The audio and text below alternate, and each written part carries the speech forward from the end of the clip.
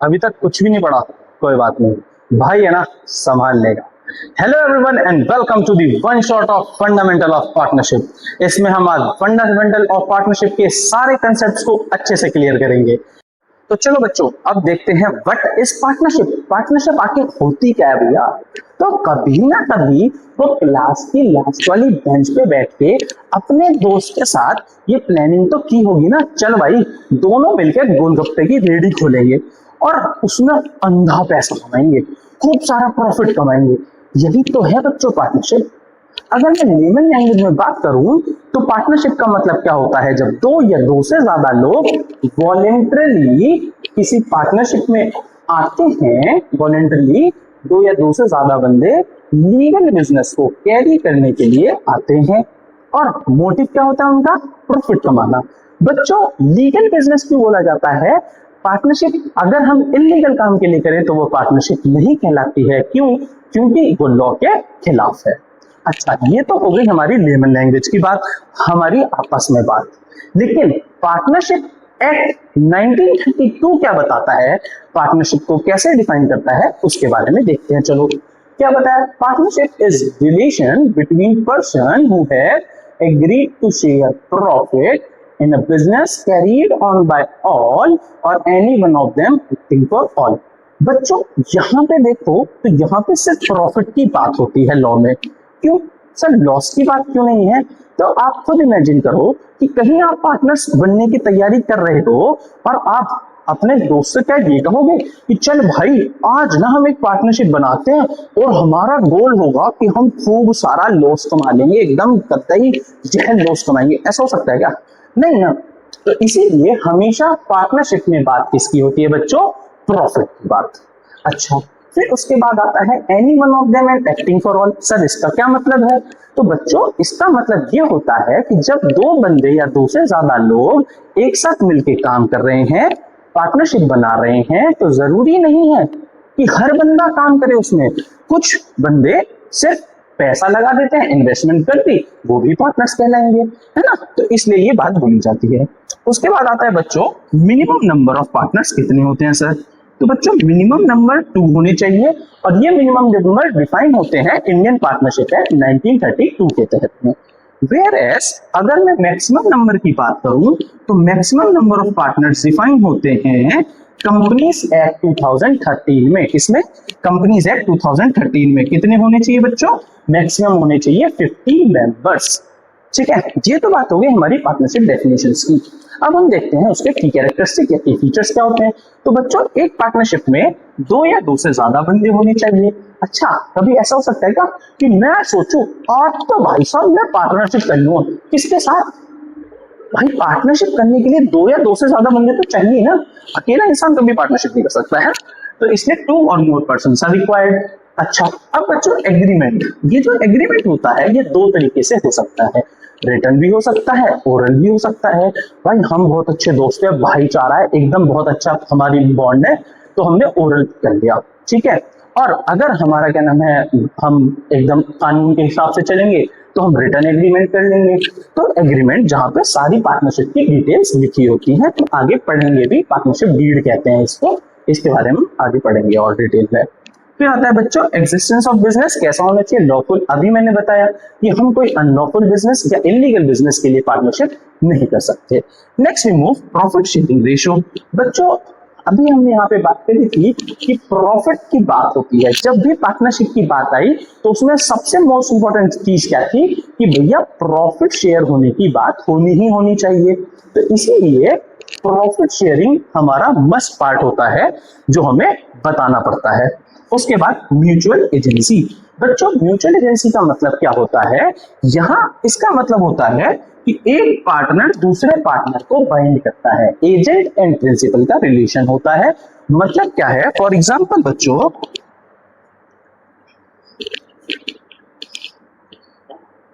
अगर हम माने ए और बी दो पार्टनर्स हैं और ए ने क्या करा, जाके ले लिया लोन, मुझसे लोन ले लिया भैया, ए ने ले लिया लोन, ले लिया मुझसे आगे। तो क्या मैं, अगर मुझे ए नहीं मिल रहा तो क्या मैं बी को पकड़ सकता हूँ? हाँ भैया तेरे पार्टनर ने मुझसे लोन लिया था, लोन के पैसे वापस कर। बिल्कुल, क्यों? क्योंकि इनके बीच में लगता है म्यूचुअल एजेंसी, मतलब एक पार्टनर का एक्ट दूसरे पार्टनर को बाउंड करता है। फिर पार्टनरशिप में लास्ट फीचर क्या है बच्चों? Unlimited liability. इसका मतलब क्या होता है? अनलिमिटेड लायबिलिटी मतलब इनकी लायबिलिटी की कोई लिमिट नहीं होती है, अगर इनका लॉस हुआ तो घर जाएगा। तो बच्चों अब एक बार मैं हट जाता हूं, आप लोग इसका पूरा स्क्रीनशॉट ले लो, फिर हम आगे कंटिन्यू करते हैं। ओके, तो बच्चों अभी तक हमने पढ़ा पार्टनरशिप होती क्या थी। अच्छा, मैंने आपको क्लोजिंग के टाइम पे मैंने एक चीज बताई थी कि भैया हमें ना पार्टनरशिप जब हम कर रहे होते हैं तो हम एग्रीमेंट करते हैं, उस एग्रीमेंट को हम क्या कहते हैं बच्चों? पार्टनरशिप डीड कहते हैं। क्या कहते हैं? Partnership deed. जो रिटन एग्रीमेंट होती है पार्टनरशिप की, उसको हम क्या कहते हैं? पार्टनरशिप डीड कहते हैं। इसका दूसरा नाम होता है बच्चों आर्टिकल्स ऑफ पार्टनरशिप। क्या नाम होता है इसका? Articles of partnership. Sir partnership deed में होता क्या क्या है बच्चों? इसमें पार्टनर्स का नाम, पार्टनर्स का एड्रेस, फर्म का नाम, फर्म का एड्रेस, आईओसी, सैलरी, इन सब चीजों के बारे में इसमें पार्टनरशिप डीड में लिखा होता है और अच्छे से बताया होता है। ये बनानी इसलिए जरूरी होती है बच्चों कि देखो पार्टनर्स के बीच में सिर्फ दो ही चीज लड़ाई करवाती है, पता है क्या? पहला पैसा और दूसरा तुम समझदार हो। ठीक है, तो बच्चों देखते हैं अगर हम ये बनाना भूल गए तो हमारा क्या होगा सर? तब हमारे ऊपर लगता है in the absence of partnership deed, हमारे ऊपर लगता है बच्चों partnership act 1932। Indian partnership act 1932 के कुछ रूल्स हमारे ऊपर इम्प्लॉय होते हैं कि कैसे हम अपना प्रॉफिट शेयर रखेंगे, क्या आईओसी होगा, क्या आईओडी होगा, इन सब चीजों के बारे में इंडियन पार्टनरशिप एक्ट 1932 में बताया गया है। तो बच्चों सबसे पहला चीज होता है पीएसआर यानी प्रॉफिट शेयरिंग रेशियो। अगर पार्टनरशिप डीड एब्सेंट है तो प्रॉफिट हमेशा इक्वल बटेगा। अगर पार्टनरशिप डीड एब्सेंट है तो ये हमेशा क्या होगा? इक्वल। ठीक है बच्चों, पार्टनरशिप डीड एब्सेंस तो ये इक्वल होगा प्रॉफिट शेयरिंग रेशियो। अच्छा सर आईओसी कैसे बटेगा? आईओसी का मतलब होता है बच्चों इंटरेस्ट ऑन कैपिटल। कहते हैं कि अगर आपने लिखा पढ़ी ही नहीं करी, फॉर एग्जांपल आपने मुझे पैसा दिया, आपने बताया ही नहीं कि मैं आपको 10% पे दे रहा हूँ, 4% पे दे रहा हूँ, कहीं लिखा पढ़ी नहीं करी, तो क्या मैं इतना अच्छा हूं कि आपको दे दूंगा इंटरेस्ट? नहीं जी, नहीं, बिल्कुल नहीं। तो इसीलिए आईओसी अगर आपने रिटन एग्रीमेंट नहीं करा है तो विल नॉट बी प्रोवाइडेड। ऐसे ही आईओडी का केस होता है बच्चों। अच्छा अब अगर सोचो मैंने आपको ड्राइंग्स, आपने, मैं फॉर्म हूं, आपने मेरे पास से पैसा निकाला, आप ओनर हो, मैं फॉर्म हूं, आपने मेरे पास से पैसा निकाला, तो क्या आप इतने अच्छे भी पैसे दे दोगे? नहीं, बिल्कुल। तो इंटरेस्ट ऑन ड्राइंग्स जब लिखी नहीं होती, जब हमने स्टेट नहीं करा है, कहीं भी रिटन एग्रीमेंट नहीं करा है, तो विल नॉट बी प्रोवाइडेड। अच्छा फिर आता है बच्चों सबसे मेन कंसेप्ट है बच्चों ये इंटरेस्ट ऑन लोन के ऊपर हर साल एमसीक्यू में क्वेश्चन आएगा ही आएगा और आता ही आता है। तो इस चीज को बहुत अच्छे समझेंगे कि बच्चों जब पार्टनरशिप डीड एब्सेंस हो और इंटरेस्ट ऑन लोन की बात आए तो सबसे पहली चीज तो जो आप लोगों को याद रखनी है वो ये रखनी है कि इंटरेस्ट ऑन लोन दो चीजों में क्लासिफाई होता है। ठीक है बच्चों, लोन दो तरीके का होगा, जिसमें एक तो आपको बच्चों छोड़ो मैं ही समझा देता हूं आपको, है ना। लोन दो तरीके का होगा, एक from the partners to the firm, यानी जब पार्टनर्स ने फर्म को लोन दिया है। कौन सा वाला? जब from the partners to the firm है, मतलब जब पार्टनर्स ने फर्म को लोन दिया है, उस केस में बच्चों हम लगाते हैं 6% पर एनम का इंटरेस्ट। क्या लगाते हैं? 6% पर एनम का इंटरेस्ट। लेकिन अगर फर्म, बेचारी फर्म ने अगर पार्टनर्स को दिया है तो कुछ नहीं मिलता, ठन गोपाला जी। ठीक है, तो जब to the partners from the firm यानी फर्म ने पार्टनर्स को दिया है, उस केस पे इंटरेस्ट नहीं मिलता है। क्लियर है बच्चों? चलो एक बार मैं हट जाता हूं, आप लोग इसका स्क्रीनशॉट ले लो। तो बच्चों अब हम पढ़ेंगे पीएनएल एप्रोप्रिएशन के बारे में। पीएनएल एप्रोप्रिएशन होता क्या है और किस काम आता है? बच्चों आपने 11th में एक कंसेप्ट पढ़ा होगा पीएनएल अकाउंट का, जिसमें आप नेट प्रॉफिट निकालते थे। सर ये नेट प्रॉफिट निकाला क्यों जाता था? बच्चों यही नेट प्रॉफिट हम पार्टनर्स को बांटते हैं। आपको पता है नेट प्रॉफिट क्यों निकाला जाता था? ये नेट प्रॉफिट इसलिए निकाला जाता था जिससे हम इसे ओनर्स को दे सके। भाई जिसने अपना पैसा लगाया है, बिजनेस में इन्वेस्ट किया है, उसे प्रॉफिट मिलेगा ना, तो इसीलिए हम ये नेट प्रॉफिट निकालते थे। अब इस नेट प्रॉफिट को पार्टनर्स में डिस्ट्रीब्यूट करने के लिए हम अकाउंट बनाते हैं पीएनएल एप्रोप्रिएशन का। बच्चों पीएनएल एप्रोप्रिएशन अकाउंट से रिलेटेड एक इंपॉर्टेंट बात जो याद रखनी है वो ये है कि पीएनएल एप्रोप्रिएशन अकाउंट में सिर्फ और सिर्फ वो ट्रांजैक्शन जाएंगी जो पार्टनर से रिलेटेड होगी। ठीक है, चलो देखें। तो बच्चों हमने देखा कि सबसे पहले हमारा क्या हुआ, पीएनएल अकाउंट से कैरी फॉरवर्ड आ गया नेट प्रॉफिट। जो हम नेट प्रॉफिट हम वहां पे निकालते थे उसको हम पीएनएल एप्रोप्रिएशन में ले आए। क्यों ले आए जी? पार्टनर्स को बांटने के लिए। उसके बाद आता है हमारा interest on drawings. Interest on drawings क्या होती है? जब पार्टनर्स फर्म में से पैसा निकालते हैं पर्सनल यूज के लिए तो वो उस पे जो इंटरेस्ट पे करते हैं उसे हम कहते हैं इंटरेस्ट ऑन ड्रॉइंग्स। ठीक है बच्चों, तो यहाँ पे हम एज्यूम कर लेते हैं हमारा नेट प्रॉफिट हुआ 10,000 रुपए का। अच्छा, और इंटरेस्ट ऑन ड्रॉइंग एज्यूम कर लेते हैं हमारा हुआ 2,000 रुपए। ठीक है बच्चों, उसके बाद आ जाते हैं डेबिट साइड पे। डेबिट साइड पे क्या आता है? जो भी हम पार्टनर्स को दे रहे हैं, फॉर एग्जांपल आईओसी हो गया, सैलरी हो गया, कमीशन हो गया, रिजर्व हो गया। ठीक है, तो यहाँ पे हम एज्यूम करते हैं कि हमारा आईओसी हो गया 1,000 रुपए का, और सैलरी हम एज्यूम कर लेते हैं बच्चों 500 रुपए, और ऐसे ही कमीशन एज्यूम कर लेते हैं हम 500 रुपए, और यहाँ पे रिजर्व एज्यूम कर लेंगे 1000 रुपीज। अच्छा सर, ये profit transfer and loss transfer क्या है? तो बच्चों प्रॉफिट ट्रांसफर और लॉस ट्रांसफर निकालने के लिए हमें करना क्या होता है, ये क्रेडिट साइड को आप प्लस करो। कितना आया? 12,000 आ गया, है ना। अच्छा, अब यही 12,000 में से इन सबको माइनस करो, जो जो एक्सपेंसेस आपने पार्टनर्स को दे दिए हैं। आईओसी दिया था, सैलरी दी थी, कमीशन दिया था और रिजर्व दिया था, तो ये प्रॉफिट में से ही तो दे रहे हो ना बेटा। तो प्रॉफिट में से ये सारे एक्सपेंसेस को माइनस कर देंगे। तो अगर हमारा पॉजिटिव बैलेंस बचता है हम उसे बोलते हैं प्रॉफिट ट्रांसफर। अगर नेगेटिव बैलेंस आता है तो हम उसे बोलते हैं बच्चों लॉस ट्रांसफर। चलो इस केस में देखें, इस केस में अगर हम देखें तो 12,000 में से कितने गए? 1,000, 2,000 और 3,000। 12 में से 3,000 गए, कितने का प्रॉफिट हुआ बच्चों? 9,000 रुपए का फायदा हो गया हमारी फर्म को। अब ये 9,000 प्रॉफिट ट्रांसफर में आए हैं और पार्टनर्स को बट जाएंगे। फॉर एग्जांपल अगर मैं यहाँ एज्यूम करूं ए और बी दो पार्टनर्स हैं, और अगर मुझे ये 9,000 रुपए देने हैं, क्वेश्चन में बता रखा है कौन से रेशो की पार्टनरशिप है तो ओके जी। अगर नहीं बता रखा तो बच्चों हम एज्यूम करते हैं 1:1। क्या एज्यूम करते हैं? 1:1, मतलब इक्वल। तो अगर हम इक्वल बांटेंगे तो कितना हो जाएगा? ये 4,500 ए को और 4,500 बी को दे देंगे। तो ये तो है बच्चों आपका नॉर्मल पार्टनरशिप का कंसेप्ट। सर इसमें कुछ एडजस्टमेंट्स आते हैं बच्चों। देखो अब हम बात करें अगर नॉर्मल पार्टनरशिप की, तो वहां पे कुछ एडजस्टमेंट आ जाती हैं, मैनेजर्स कमीशन की आ जाती है। सर लेकिन आपने तो कहा था पीएनएल एप्रोप्रिएशन में तो सिर्फ पार्टनर की बातें होंगी, तो यहाँ की मैनेजर की बात कैसे होने लगी? बिल्कुल सही बच्चों, यहाँ मैनेजर्स की कमीशन की बात नहीं होती। ये मैनेजर्स कमीशन आप नेट प्रॉफिट में देना भूल गए थे, तो इसलिए एडजस्टमेंट आई है ना। एडजस्टमेंट का मतलब क्या होता है? कोई काम करना भूल गए, बाद में एडजस्ट करना है। तो यहाँ पे मैनेजर्स कमीशन की अगर एडजस्टमेंट आएगी बच्चों तो हमें क्या करना है, यहाँ पे लेस करेंगे नेट प्रॉफिट में से। कहां से लेस करेंगे? नेट प्रॉफिट में से लेस करेंगे। अच्छा ये तो समझ गया सर कि मैनेजर्स कमीशन को नेट प्रॉफिट में से लेस करेंगे, लेकिन मैनेजर्स कमीशन निकालेंगे कैसे? तो बेटा देखो, मैनेजर्स कमीशन के लिए आपके पास दो तरीके का मैनेजर्स कमीशन होता है।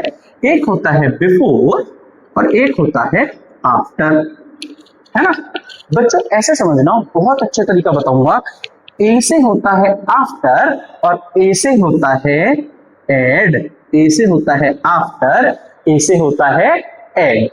अब देखो जब मैं मैनेजर्स कमीशन का फॉर्मूला लगाऊंगा तो मुझे सिंपल काम एक क्या करना है, जब मैं रेट ऑफ इंटरेस्ट लगा रहा हूं तो R/100 प्लस R की कैलकुलेशन लगती है। क्या लगती है? R/100 प्लस R की कैलकुलेशन। वेयर एज बिफोर में क्या करते हैं सर? बिफोर में सिंपल लगेगी R/100। ठीक है, बस इतना ही करना होता है। सर मल्टीप्लाई बेटा जिससे भी नेट प्रॉफिट में से कहा है, नेट प्रॉफिट का जितना परसेंट बोला है उतना लगा देना। फॉर एग्जांपल ले लेते हैं आफ्टर कमीशन के लिए, ठीक है, आफ्टर कमीशन के लिए ले रहे हैं बच्चे। नेट प्रॉफिट हमारा हो गया 10,000, ठीक। और इन्होंने हमें बोला है कि सर मैनेजर्स कमीशन आपको देनी है, मैनेजर्स कमीशन आपको 10% देनी है। कितनी देनी है? 10% देनी है, और आफ्टर चार्जिंग ऑल एक्सपेंसेस बोला है। तो जैसे ही वर्ड आफ्टर आया तो मेरे बच्चों फॉर्मूला क्या हो जाएगा?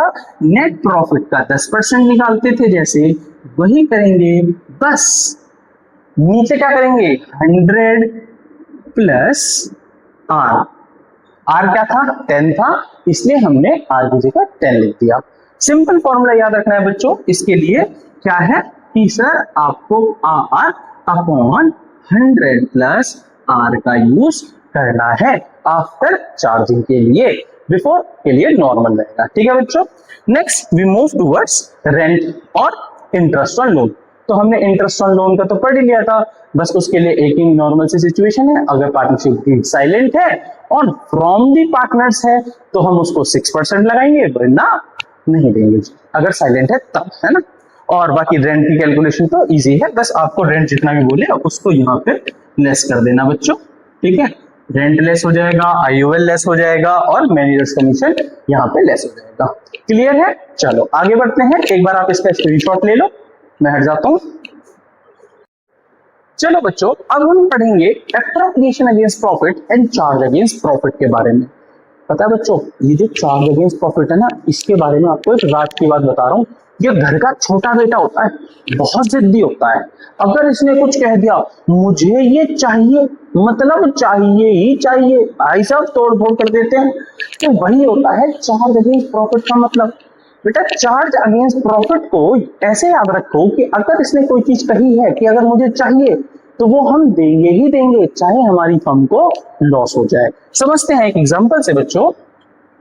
ये हमारा पेनल अकाउंट हो गया, ओके, और यहाँ पे हमारा नेट प्रॉफिट गिवन है, फॉर एग्जांपल 10,000, ठीक। और यहाँ पे हमें दे दी आईओसी।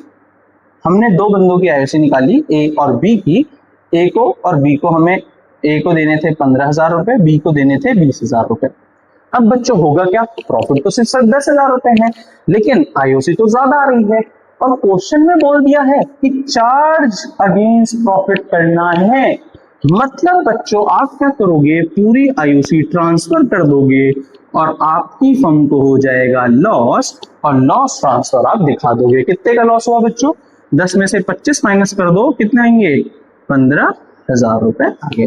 तो आपको लॉस कितने का हो गया? 15,000 रुपए का हो जाएगा, ठीक है। और फिर यहाँ ए और बी को ट्रांसफर कर देंगे। हम इक्वल लेके चल रहे हैं तो 7.5 और 7.5 करेंगे। ऐसा होता है आपका चार्ज अगेंस्ट प्रॉफिट का क्वेश्चन। अगर चार्ज बोला है तो चाहे आपकी फर्म को लॉस हो जाए, आप उसे ट्रांसफर करोगे ही करोगे। अब देखते हैं बच्चों एप्रोप्रिएशन अगेंस्ट प्रॉफिट। एप्रोप्रिएशन देखो, अब चार्ज के बारे में बताया था मैंने कि वो छोटा बच्चा होता है, तो एप्रोप्रिएशन कौन हुआ? और वैसी बात है ना, बड़ा बच्चा। बड़े बच्चे कैसे होते हैं पता है? बहुत समझदार होते हैं भाई, वो घर के बड़े होते हैं ना, तो घर के बड़े हैं, समझदार हैं। तो ये क्या करते हैं कि अगर किसी चीज की, किसी रिसोर्स की कमी है तो उसमें काम निकालना जानते हैं। तो हमारे जो एप्रोप्रिएशन वाले होते हैं वो ऐसे ही होते हैं कि गिवन रिसोर्सेज में अपने आप को काम कर लेना और अपने आप को यूटिलाइज कर लेना। बच्चों इस केस में आपको करना क्या होता है कि आपको फॉर एग्जांपल, हम सेम एग्जांपल ले लेते हैं। पीएनएल अकाउंट में मान लो आपके नेट प्रॉफिट में बच्चों 10,000 रुपए गिवन थे, आपके आईओसी आपने निकाला, ठीक है, और फिर से आपने ए और बी का आईओसी निकाला। अच्छा, इसके लिए बच्चों हम क्या करेंगे? आईओसी हम जब निकालेंगे तो हमें पता चला कि भैया ए की जो आईओसी आ रही थी वो आ रही थी 15,000, और बी की जो आईओसी आ रही थी वो आ रही थी 20,000। सही बात है सर। हम बड़े बच्चे, हमें पहले पता चल गया कि अगर हम पूरा पैसा ले लेंगे तो हमारी फर्म को लॉस हो जाएगा, तो हमें ये तो करना नहीं है। अब क्या करें सर? तो बच्चों यहाँ पे हमारा स्टेप होता है कि हमें निकालना है एप्रोप्रिएशन का रेशो क्या निकालना है, एप्रोप्रिएशन रेशो। एप्रोप्रिएशन रेशो निकालने के लिए क्या करेंगे बच्चों, इनको आपस में डिवाइड करवा देंगे। क्या करवा देंगे, डिवाइड कर देंगे। तो क्या है मेरे बच्चों, 3:4 आ गया। अब इसी 3:4 में हम 10,000 को डिवाइड कर देंगे। कैसे करेंगे, 10,000 इंटू 3/7 एंड 10,000 इंटू 7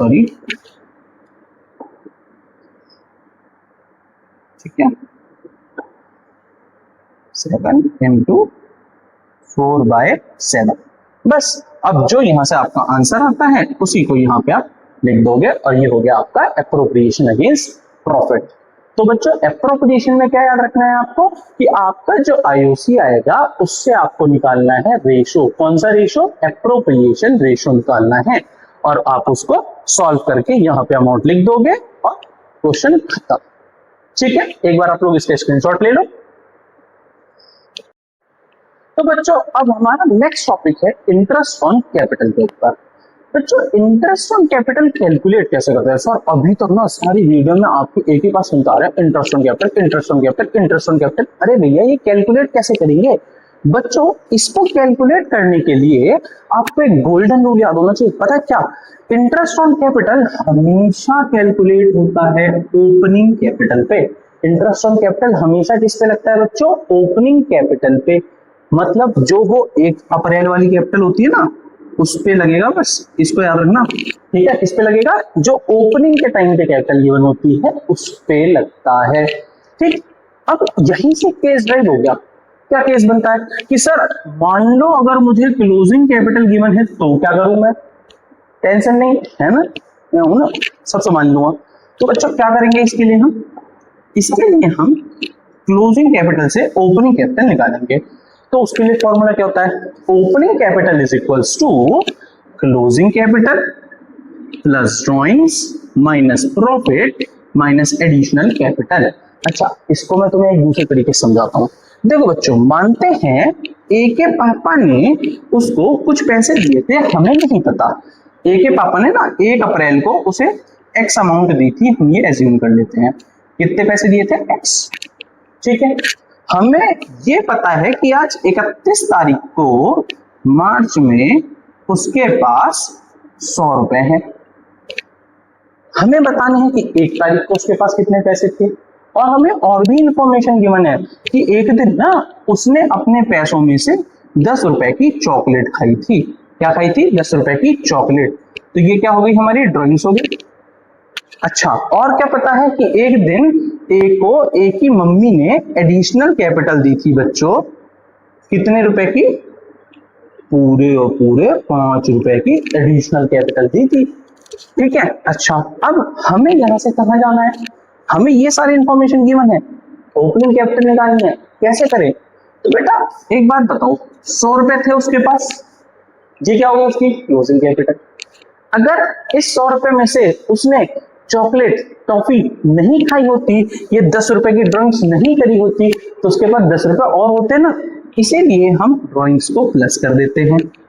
ठीक है, अच्छा अगर उसकी मम्मी ने ये जो 5 रुपए उसे दिए हैं तो नहीं दिए होते तो 1 अप्रैल को तो नहीं दिए थे ना उसकी मम्मी ने, तो इसीलिए हम इस 5 रुपए को माइनस करते हैं। मतलब होता क्या है बेटा, फाइनली हम ये करते हैं कि हम पीछे से आगे की तरफ जाते हैं। हम ये देखते हैं कि पहले कितने पैसे थे उसके पास। हम यहाँ क्या पता है, सीआईडी बन गए हम एकदम। सीआईडी बन के हमने पता लगा लिया कि आज अगर उसके पास 100 रुपए हैं तो वो 100 रुपए कैसे लाया है, वो 100 रुपए उसके पास इतने रुपए खर्च करने के बाद बचे हैं और इतने रुपए एडिशनल मिलने के बाद आए हैं। अच्छा यहां से बच्चों हम कंसेप्ट पे वापस आते हैं। जब हमें यहां से ओपनिंग कैपिटल के बारे में पता चल जाएगा तो हम उसका क्या करेंगे सर, ओपनिंग कैपिटल पे हम आईओसी कैलकुलेट कर देंगे, जितना भी आपको मिले। फॉर एग्जांपल मान लेते हैं हमारी 10,000 रुपए की आईओसी कैपिटल हुआ, तो 10,000 पे जितना भी परसेंट बोला होगा हम एज्यूम कर लेते हैं 10% बोला है तो 10% तो लगा दो, सिंपल है ना। तो यहां से आपको मिल जाएगी आईओसी मिल जाएगी। तो दिक्कत यहां तक क्लियर है बच्चों। अब हम देखेंगे इसका नेक्स्ट केस, उससे पहले आप एक बार इस स्क्रीनशॉट ले लो फॉर्मूले। अभी तक हमने पढ़ा केस 1 के बारे में, जिसमें हमने सीखा था कि अगर हमें क्लोजिंग कैपिटल गिवन है तो हम कैसे ओपनिंग कैपिटल कैलकुलेट करेंगे और आईओसी निकालते हैं। बच्चों केस 2 आता है डेट मिस्टेक्स के बारे में। इसे डेट मिस्टेक क्यों बोला गया सर? तो बच्चों इसमें होता क्या है, फॉर एग्जाम्पल ए और बी दो पार्टनर्स हैं। ए का कैपिटल था 3 लाख रुपए, वेयरएज बी का कैपिटल था 7 लाख रुपीस। आईओसी गिवन था बच्चों हमें 10%, ठीक है। और एक इंफॉर्मेशन यहाँ पे ये बताई है कि सर आपका ना 1 अक्टूबर को ये डिसाइड हुआ है कि ये दोनों पार्टनर्स मिलके अपनी फर्म का टोटल कैपिटल बनाएंगे 10 लाख रुपए, जिसमें इनका कंट्रीब्यूशन 1:1 में होगा। तो इसका मतलब क्या हुआ? इसका मतलब 1 अक्टूबर के बाद इन दोनों को मिलके कितने रुपए लाने हैं? 1:1 में 10 लाख रुपए लाने हैं। तो सबसे पहले हम ये देख लेते हैं बच्चों कि इनको लाने कितने कितने रुपए हैं और किसको विड्रॉ करने हैं, ठीक है। तो हमने चेक किया कि सर ए के पास 3 लाख रुपीस ऑलरेडी थे। अगर मैं 10 लाख को 1:1 में बांटूं तो ए के पास होना कितने चाहिए थे? 5 लाख। हैं कितने? 3 लाख। कितने का डिफरेंस? 2 लाख का डिफरेंस। तो ये 2 लाख रुपए एडिशनल लाने पड़ेंगे किसको? ए को। ऐसे ही बी के लिए चेक करेंगे बच्चों। तो बी का क्या था? बी वाले भैया के पास 7 लाख रुपए पड़े थे। पूरे भैया 7 लाख पड़े हैं, चाहिए कितने? 5 लाख। ज्यादा है? हाँ जी ज्यादा है। कितने ज्यादा है बच्चों? हमने फाइंड करा कि बी के पास 2 लाख रुपए ज्यादा है। तो बी 2 लाख रुपए क्या कर लेगा बच्चों? ड्रॉइंग्स कर लेगा, है ना, अपने विड्रॉ कर लेगा। तो बी ने अपने 2 लाख रुपए निकाले हैं 1 अक्टूबर को और ए ने क्या करा है? 2 लाख रुपए इंट्रोड्यूस करा है। यहां तक क्लियर हुआ? अच्छा, अब हमें करना क्या है बच्चों? हमें निकालनी है आईओसी। आईओसी निकालनी है तो हम करेंगे क्या? कैसे आईओसी निकालेंगे? हमने देखा कि अब हमें पता है ए और बी जो दो पार्टनर्स थे, इन्होंने 3 लाख और 7 लाख रुपए 1 अप्रैल को इनके अकाउंट पे दिखाया था, है ना, कि opening balance of capital 3 lakh और 7 लाख रुपए है। अच्छा, हमें पता चला कि 1 अक्टूबर को इनका बैलेंस कितना हो गया? ए का 5 लाख और बी का भी 5 लाख रुपया हो गया। हमने अभी निकाल लिया कैसे हो गया, है ना। तो अब हम इनके ऊपर जब आईओसी कैलकुलेट करेंगे तो हमने यहाँ पे देखो क्या लिखा है? Step 1, calculate IOC on old capital. Old capital कौन सी है बच्चों? ये वाली 3 लाख और 7 लाख वाली। तो निकाले, चलो IOC is equals to 3 lakh into 10%। कितने महीने के लिए बच्चों? अच्छा, यहां पे एक छोटा सा चेंज है। अगर आप लोग देखोगे ध्यान से तो आपको समझ में आएगा कि हमने यहाँ पे आपको बताया है कि ओल्ड कैपिटल पे आईओसी निकालनी है कब तक के लिए? Before the date change. मतलब जब तक कोई चेंज आ नहीं जाता उस डेट तक के लिए आईओसी निकालनी होती है फर्स्ट स्टेप में। बच्चों अगर अप्रैल को मेरे पास 1 अप्रैल को 3 लाख रुपए थे, 1 अक्टूबर को मेरी कैपिटल चेंज हुई है, तो ये होल्ड कितने दिन हुआ? 1 अप्रैल से 1 अक्टूबर, यानी कि कितने महीने? अप्रैल, मई, जून, जुलाई, अगस्त, सितंबर तक से, है ना, क्योंकि 1 अक्टूबर से चेंज हो गई। तो कितने महीने हो गए बच्चों? 6 महीने। तो हम क्या लिखेंगे? 6 बाय 12। तो पहले आईओसी किसकी निकल गई? आईओसी ऑफ ए, ठीक है। कौन से तारीख से? 1 अप्रैल से 1 अक्टूबर तक के लिए, ठीक। अच्छा, अब दूसरा स्टेप क्या बोलता है बच्चों? Calculate IOC on new capital after the date change. इसका मतलब डेट चेंज हुई 1 अक्टूबर को। अब 1 अक्टूबर को आईओसी अगर हम निकालें, आईओसी ऑफ ए, ये कौन से तारीख से निकल गया है? 1 अक्टूबर से 31 मार्च, ठीक है, क्योंकि उसके बाद कोई चेंज नहीं हुआ है। उसके बाद कोई चेंज नहीं हुआ है तो हम क्या निकालने हैं? पहले हमने निकाला अप्रैल से अक्टूबर तक के लिए, उसके बाद हम निकालेंगे अब अक्टूबर से 31 मार्च के लिए। कितने रुपए? 5 लाख रुपए। कितने परसेंट? 10%। और कितने महीने बच्चों? 1 अक्टूबर से और 31 मार्च कैलकुलेट करोगे तो 6 महीने होंगे, ठीक है। यहां से आप लोगों को आईओसी ऑफ ए मिलेगा। ऐसे ही आप आईओसी ऑफ बी निकाल सकते हो। सिंपल, पहले किस पे लगाओगे? 6 महीने के लिए 7 लाख पे और 5 लाख पे 6 महीने के लिए, सिंपल। तो बेटा ये जो डेट मिस्टेक्स का काम होता है, इसमें हमें सिंपली 2 स्टेप्स फॉलो करने हैं। चेंज ऑफ डेट भी इस केस को बोला जाता है। मैंने इसका डेट मिस्टेक इसलिए लिखा है, जिसे मतलब मैं ये बताना चाहता हूँ आप लोगों को कि आप लोग डेट में मिस्टेक करते हो ना, इसलिए मैंने इस केस का नाम डेट मिस्टेक रखा है। हम इसे चेंज ऑफ डेट भी कह सकते हैं, ठीक है। उसमें होता क्या है बच्चों कि हमारे कैपिटल पे इंटरेस्ट हमें 2 स्टेप्स में निकालना है। पहले निकालना है ओल्ड कैपिटल पे, कौन से डेट तक, जब तक हमारा कोई चेंज नहीं आता। फिर हमें निकालना है न्यू कैपिटल पे, कब तक, आखिरी या जब तक कोई चेंज नहीं हो जाता उस डेट तक के लिए हमें निकालना है। क्लियर है बच्चों? चलो इसका स्क्रीनशॉट ले लो फटाफट, फिर नेक्स्ट मूव करते हैं। ओके चलो बच्चों, तो अब हम स्टार्ट करेंगे इंटरेस्ट ऑन ड्राइंग्स की बात। बेटा अभी तक हमने इंटरेस्ट ऑन कैपिटल का कंसेप्ट सीखा है, ऐसे ही मैं आप लोगों के लिए आईओडी को 2 हिस्सों में तोड़ के लाया। सबसे पहला आता है हमारा case 1 where no information is given. मतलब सर मान लो आपको एक पार्टनर के बारे में बताया गया कि ए इज अ पार्टनर जो आपके 10,000 रुपए विड्रॉ कर रहा है, ठीक है, और आईओडी आपको दे दिया हमने 10%।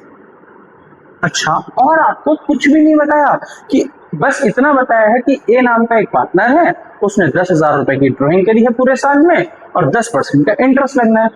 कोई डेट की इंफॉर्मेशन गिवन ही नहीं है। अब क्या करें सर? बच्चों ऐसे केस में हम यूज करते हैं 6 मंथ का कंसेप्ट। क्या यूज करते हैं? 6 मंथ का कंसेप्ट यूज करते हैं।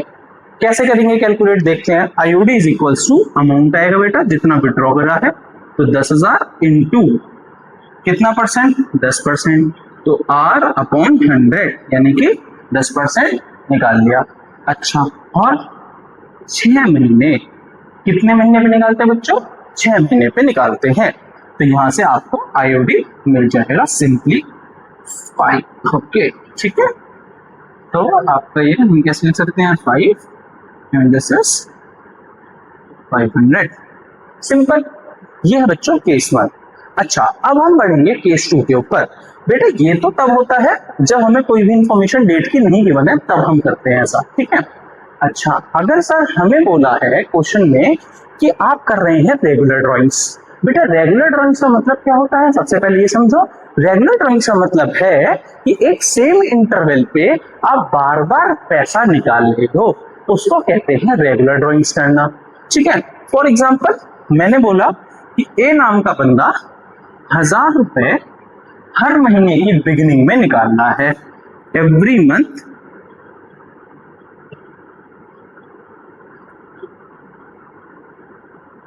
बिगिनिंग में निकालता है, ठीक है। तो बेटा ए नाम के बंदे ने क्या करा है, हर महीने बिगिनिंग में पैसा निकाला है, कितना, 1,000 रुपए। सर अब क्या करें, कैसे आईओडी लगेगा? तो बच्चों वहां यूज होता है आईओडी का ये फॉर्मूला, जिसमें IOD is equal to total drawings into R upon 100 into average period upon 12 का फॉर्मूला लगता है।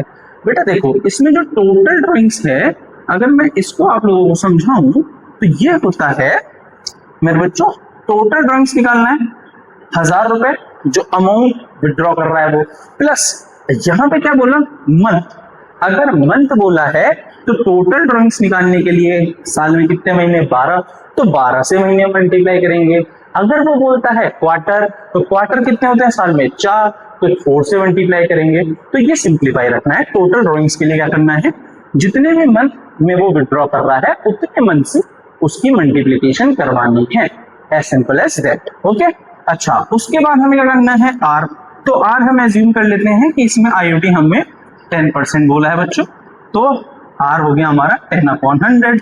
अच्छा, उसके बाद क्या बोला है, एवरेज पीरियड अपॉन 12। बेटा एवरेज पीरियड निकालने का तरीका बहुत ही ज्यादा सिंपल है, बस इसको हमें ये वाला फॉर्मूला एकदम अच्छे से समझ में आना चाहिए। चलो समझते हैं क्या लिखा है, average period is equal to month left after first drawing.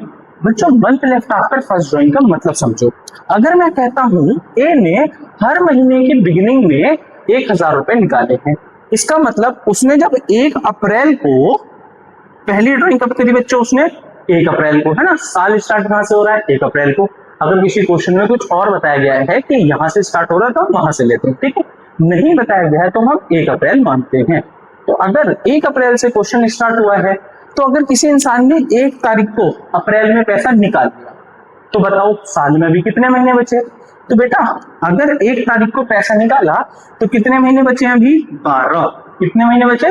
12। कैसे? अप्रैल, मई, जून, जुलाई, अगस्त, सितंबर, अक्टूबर, नवंबर, ऐसे करके कैलकुलेट कर लोगे तो ये तुम्हारा क्या आ जाएगा? 12। ठीक है। अच्छा, उसके बाद क्या बोला बच्चों? Month left after last drawing, मतलब आखिरी बार पैसा निकालने के बाद कितने महीने बचे सर? बेटा खुद बताओ आप, अगर ए बंदा हर महीने की बिगिनिंग में पैसा निकाल रहा है तो वो साल में आखिरी बार पैसा कब निकाल रहा होगा? साल का आखिरी महीना कौन सा? 1 मार्च, है ना? साल का आखिरी महीना कौन सा हुआ बच्चों? मार्च हुआ। तो आखिरी बार पैसा कब निकला? 1 मार्च को। अगर 1 मार्च को उसने पैसा निकाला तो कितने महीने बचे? बेटा 1 महीना बचा। देखो समझो इस बात को, अगर 1 तारीख के बाद गिनने को बोलते हैं, अगर 1 तारीख को हम कोई भी काम कर रहे हैं तो अभी हमारा पूरा महीना बचा हुआ है। ठीक है। अगर 30 बोलते हैं तो वो लास्ट होता है, या 31 बोला तो लास्ट है, लेकिन अगर फर्स्ट बोला है तो उसका मतलब अभी हमें उस पूरे महीने में काम करना है, इसलिए हम उस पूरे महीने को गिनते हैं। ठीक है। तो 1 मार्च को अगर पैसा निकाला आखिरी बार, लास्ट ड्रॉइंग कब करी? 1 मार्च को, तो महीने कितना बचा? 1। तो अब कैसे निकालेंगे एवरेज पीरियड? 30 डिवाइड बाय 2, तो बच्चों यहां से आ जाएगा 6.5। सिंपल। अब हमें क्या करना है? इस 6.5 को यहाँ पे अप्लाई कर देना है कि 6.5 divide by 12, as simple as that. यहां से हमारा ये क्वेश्चन हो जाएगा इसलिए। अच्छा, ये तो बात हो गई बच्चों, सॉरी, ये तो बात हो गई हमारी इसकी। ठीक है, कि हम कैसे इसको निकालेंगे। उसके बाद अगर बच्चों मैं बात करूं कि हम इसी क्वेश्चन को और अच्छे समझने के लिए इसका एक नेक्स्ट पार्ट देख लेते हैं कि अगर हमें बोले कि सर अब आपको ए बंदे ने 1000 रुपए विड्रॉ करे एंड ऑफ ईच मंथ में। कब करे बच्चों विड्रॉ? एंड में। ठीक है। अगर एंड ऑफ मंथ कर रहा है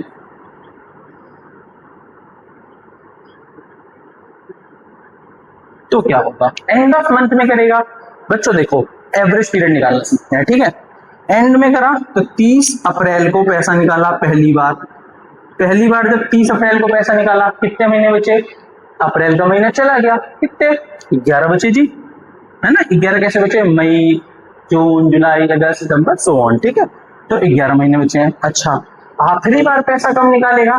साल के एंड में, यानी 31 मार्च को पैसा निकालेगा जी। कितने बचेंगे? 0 डिवाइड बाय 2, तो 11 डिवाइड बाय 2। ठीक है बच्चों, 5.5, एज सिंपल एज दैट। कोई दिक्कत? अच्छा चलो नेक्स्ट ऐसे एक और देखते हैं कि अगर उसने मिड ऑफ ईच मंथ में निकाला, 1000 रुपए मिड में निकालना है of each month, her month के मिड में 1000 रुपए निकालना है। बेटा मिड का मतलब क्या हुआ? उसने पहली ड्राइंग्स कब करी है? 15 अप्रैल को। पहली ड्राइंग्स कब करी है मेरे बच्चों? 15 अप्रैल को। 15 अप्रैल को अगर उसने पैसा निकाला तो कितने महीने बचे? बेटा 15 अप्रैल को महीने अगर निकाला पैसा, आधा महीना अप्रैल का बचा है, तो मैं लिख दूं 0.5। अच्छा, और आधा महीना अप्रैल का बचा, उसके बाद कितने महीने बचे? मई, जून, जुलाई, अगस्त, सितंबर, अक्टूबर, नवंबर, दिसंबर, ऐसे करके हमने गिरा तो हमें पता चला भैया 11 महीने बचे हैं। कोई दिक्कत नहीं आता। अच्छा, आखिरी बार उसने कब पैसा निकाला हुआ बच्चों? Mid of last month. Mid of last month क्या है बच्चों? 15 मार्च। ठीक है, 15 मार्च। तो 15 मार्च को अगर उसने आखिरी बार पैसा निकाला तो हमारे पास आधा महीना बचा है, यानी कि 0.5। अब इसको सॉल्व करोगे तो क्या आ जाएगा बच्चों? 12/2, जिसका आंसर आएगा 6 मंथ। क्लियर है? नेक्स्ट देखते हैं बच्चों अब हम ऐसे ही कि अगर एक बंदा 1000 रुपए विड्रॉ कर रहा है beginning of each quarter, quarter में अगर पैसा निकालना है तो बेटा क्वार्टर कितने होते हैं साल में? 4 क्वार्टर होते हैं, है ना। अच्छा 4 क्वार्टर होते हैं तो हमें टोटल ड्राइंग से भी ध्यान रखना है। अभी तक मंथ की बात चल रही थी तो हम 12 से मल्टीप्लाई करवा रहे थे, क्वार्टर की बात आई तो हम क्या करते हैं बच्चों? 4 से मल्टीप्लाई करते हैं, ठीक है। कोई दिक्कत है यहाँ तक? क्लियर है? अच्छा एक बार इसका एवरेज पीरियड निकालना सिखा देता हूं मैं आप लोगों को। बच्चों एक साल में क्वार्टर कौन कौन से होते हैं? सर अप्रैल से स्टार्ट हुआ जून तक, फिर जुलाई से सितंबर, फिर अक्टूबर से दिसंबर, फिर जनवरी से मार्च। ये 4 क्वार्टर होते हैं। अगर हमें बोला गया क्वेश्चन में कि बिगिनिंग ऑफ ईच क्वार्टर में पैसा निकल रहा है तो पहली ड्राइंग कब करी होगी बच्चों? पहले क्वार्टर में। पहले क्वार्टर कौन सा है? 1 अप्रैल। तो अगर 1 अप्रैल को पैसा निकाला तो मेरे बच्चों कितने महीने बचे? 12, है ना। अब तो हमने पूरे महीने गिन के देख ही लिया है, 12 महीने बचे, ठीक है। अच्छा फिर एंड ऑफ, क्या बोला? Month left after last drawing. Last drawing कब करी उसने? बिगिनिंग ऑफ ईच क्वार्टर बोला है, तो आखिरी क्वार्टर कौन सा? ये वाला जी। इसका बिगिनिंग क्या? 1 जनवरी। तो अगर किसी ने 1 जनवरी को पैसा निकाला बच्चों तो कितने महीने बचे? 3 महीने, है ना। जनवरी फरवरी मार्च। तो क्या आ गया? 12 प्लस 3 डिवाइड बाय 2 यानी कि 7.5 आ जाएगा। क्लियर है बच्चों? चलो अब आगे बढ़ते हैं नेक्स्ट केस की ओर। यानी अगर मैं इसे बिगिनिंग की जगह क्या कर दूं? इसको एंड, है ना। इसको हम क्या कर देते हैं? एंड ऑफ ईच क्वार्टर कर देते हैं। अच्छा एंड ऑफ ईच क्वार्टर करेंगे तो क्या हो जाएगा? हमारी कैलकुलेशन में हल्का सा चेंज हो जाएगा। क्या चेंज होगा मेरे बच्चों? देखो आप पहली बार ड्राइंग कब करेगा? पहली बार ड्राइंग करेगा पहले क्वार्टर के एंड में। तो पहला क्वार्टर कौन सा? ये वाला जी, है ना। अप्रैल से जून पहला क्वार्टर। अब पहले क्वार्टर का एंड क्या? पहले क्वार्टर का एंड हो रहा है जून में। जून में कौन सी तारीख एंड होगी? 30 जून। तो बच्चों पहली ड्राइंग कब करी? 30 जून को करी। अगर 30 जून को पहली ड्राइंग करी तो कितने महीने बचे? जुलाई, अगस्त, सितंबर, अक्टूबर, नवंबर, ऐसे करोगे, है ना। तो कितने महीने आ जाएंगे बच्चों? 3 3 6 3 9 महीने आ गए, ठीक है। आखिरी ड्राइंग कब करी? At the end of last quarter. Last quarter कौन सा? ये। इसका एंड क्या? मार्च। और मार्च का एंड क्या? 30 मार्च। तो 30 मार्च के बाद कुछ बचता है क्या? नहीं बचता। तो चलो जी 0 लिख देते हैं, डिवाइडेड बाय 2, और ये आ गया हमारा एवरेज पीरियड क्या? 4.5। As simple as that. अच्छा बच्चों अब आएगा सबसे ज्यादा कंफ्यूजिंग पार्ट, जिसमें मोस्ट ऑफ द बच्चे गलती करते हैं, वो है मिड ऑफ ईच क्वार्टर। मतलब अगर मैं आपको ये कह दूं कि आपकी drawing mid of each quarter में हो रही है तो आप क्या करेंगे? देखो बच्चों जब बोला जाता है mid of each quarter, mid of each quarter को समझो, पहली ड्राइंग कब करेगा? पहले क्वार्टर में। पहला क्वार्टर कौन सा? अप्रैल से जून। अच्छा अप्रैल और जून दोनों के बीच में क्या आता है? मई। तो मई लिख दिया, है ना, मई। अच्छा मई का बीच क्या? 15 तारीख। तो क्या आ गया जी? 15 मई। अगर किसी ने 15 मई को पहली बार पैसा निकाला बच्चों, कितने महीने बचे? जी सर मई का तो 0.5 लिख लो, है ना। उसके बाद गिन लेते हैं जून, जुलाई, अगस्त, सितंबर, अक्टूबर, नवंबर, दिसंबर, ऐसे करेंगे आप। तो कितने महीने बचे? 10। तो 15 मई को अगर कोई पैसा निकालता है बच्चों तो कितने महीने बचते हैं? 10.5। अच्छा सर आखिरी बार पैसा कब निकालेंगे? At the end of last quarter. Last quarter के मिड में, ठीक है। लास्ट क्वार्टर क्या था हमारा? जनवरी का था। इसका मिड क्या? जनवरी और मार्च के बीच में क्या आता है? फरवरी। आप सबका प्यारा वाला महीना, है ना। तो अब फरवरी लिख दीजिए। अब मजे की बात देखना बच्चों, ये जो है ना, इसने पता क्यों पैसे निकाले? फरवरी में। समझदार हो ना? हाँ जी। और कौन सी तारीख को निकाले? सबसे मजे की बात देखना, फरवरी का मिड क्या? 14 में। मतलब भैया गए थे घूमने, किसके साथ, अब वो पता नहीं, ठीक है। तो 14 मई को गए, 14 फेब को गए।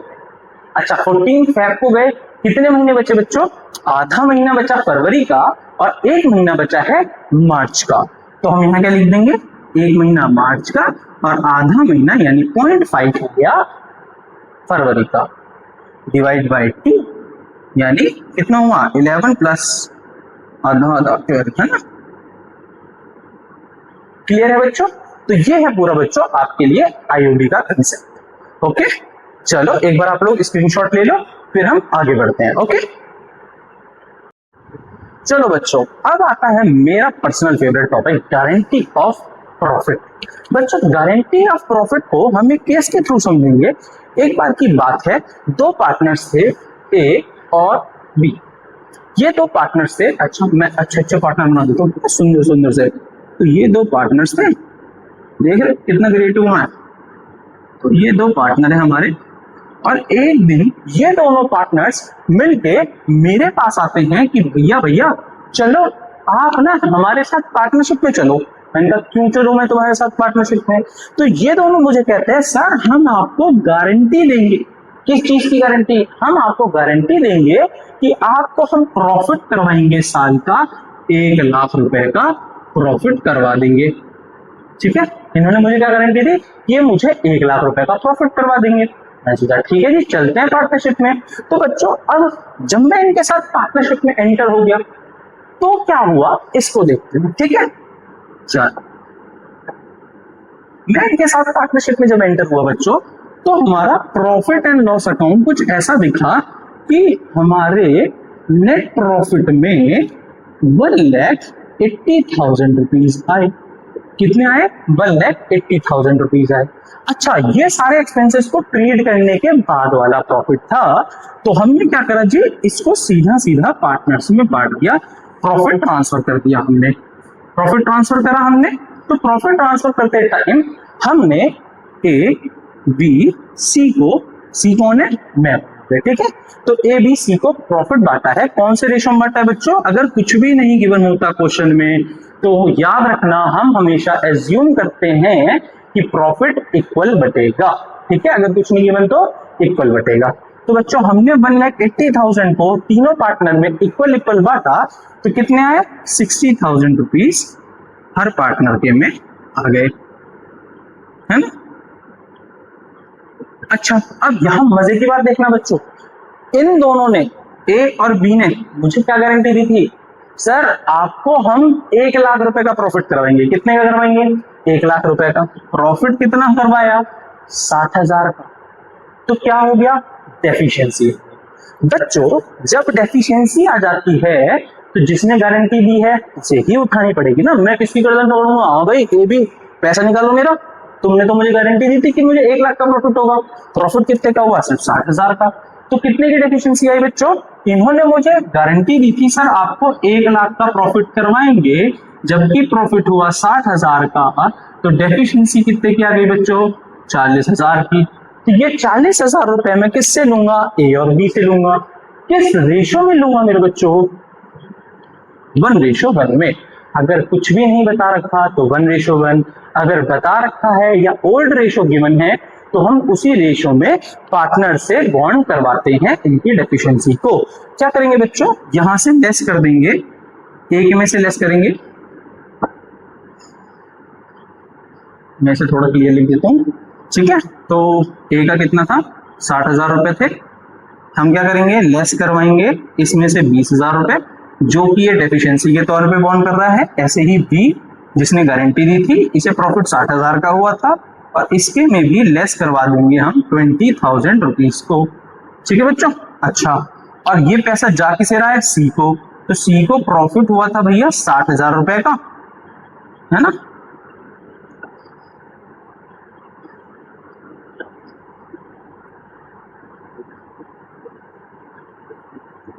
सी को प्रॉफिट हुआ था बच्चों 60,000 का। इसके में ऐड हो जाएंगे कितने, 40,000 रुपीज। ठीक है, बस हमें यही करना होता है गारंटी के केस में।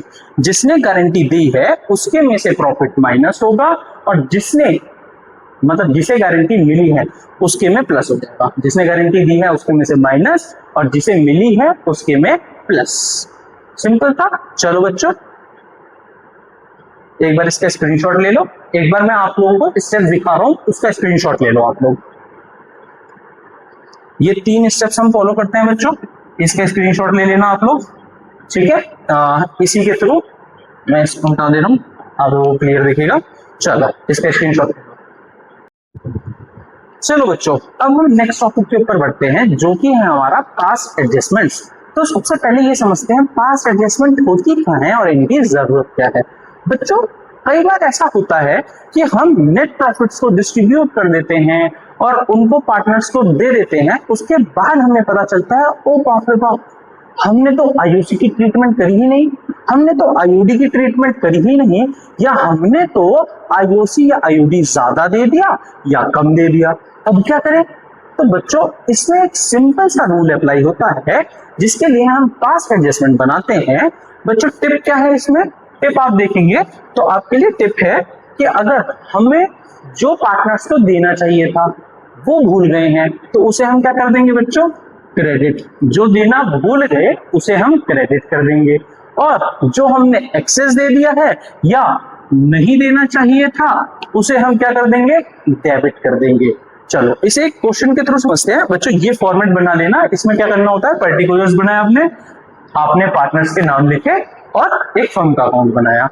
देखो जैसे फॉर एग्जांपल यहाँ पे हमने क्या करा है, आईओसी नहीं दी है, पार्टनर को हमने प्रॉफिट डिस्ट्रीब्यूट कर दिया, उसके बाद हमें पता चला कि हमने आईओसी तो दी ही नहीं, तो अब क्या करेंगे। फॉर एग्जांपल हमने माना कि हमने भोलू को 10,000 रुपए आईओसी देनी थी, केशव को भी 10,000 रुपए आईओसी देनी थी और चिंटू को भी 10,000 रुपए आईओसी देनी थी, हम देना भूल गए। अब क्या करें, तो हमारा रूल क्या है, जो नहीं मिला वो क्रेडिट। क्या नहीं मिला, आईओसी नहीं मिला, तो आईओसी को क्या कर देंगे, क्रेडिट कर देंगे। कर दे बच्चों, तीनों पार्टनर्स के अकाउंट्स में क्रेडिट कर दो 10,000 10,000 और 10,000, ठीक है। अच्छा जो चीज पार्टनर्स के लिए क्रेडिट वो फर्म के लिए क्या, डेबिट, तो फर्म को हम क्या कर देंगे 30,000 से डेबिट कर देंगे। क्लियर है बच्चों। अच्छा देखो ये तो हो गया, हमने बांट दिया आईओसी। अब क्या करें सर, बेटा देखो इसके बाद हमें क्या करना होता है, डेबिट और क्रेडिट को इक्वल करना होगा। अगर हम डेबिट क्रेडिट को इक्वल करते हैं तो यहाँ कितना जाएगा, 30,000 रुपीज चला गया। अच्छा ये जो 30,000 रुपीज आया ये क्या दिखा रहा है, ये डिनोट कर रहा है कि सर आप जो 10,000 रुपए देना भूल गए, अब दे रहे हो, अब हमको देना पड़ रहा है, तो एक तरीके से फर्म के जेब से पैसा जा रहा है, एक्सपेंस है, तो फर्म को एक्सपेंस देने पे क्या हो रहा है, लॉस होता है ना। तो ये 30,000 क्या हो गया, लॉस। तो फर्म अपनी जेब से पैसा लाएगी क्या, नहीं, फर्म किससे लेती है, पार्टनर से ही तो लेगी ना बच्चों। तो पार्टनर से कौन से रेशो मिलेगी, उन्हीं के रेशो मिलेगी। उनका रेशो कितना गिवन है, 2:3:1। कितना रेशो गिवन था, 2:3:1।